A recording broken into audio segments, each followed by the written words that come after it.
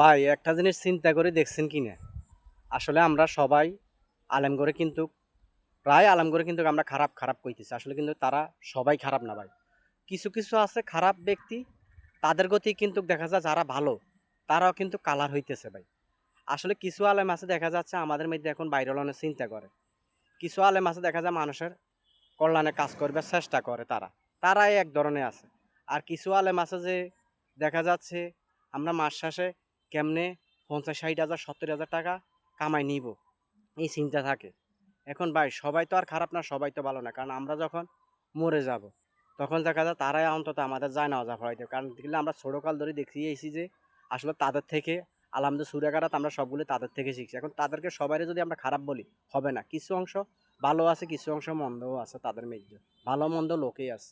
এখন কেউ আছে বেশি টাকা কামাইবার চিন্তা করে, কেউ আছে কম টাকার মধ্যে আমরা সুখে শান্তিতে থাকতে চাই।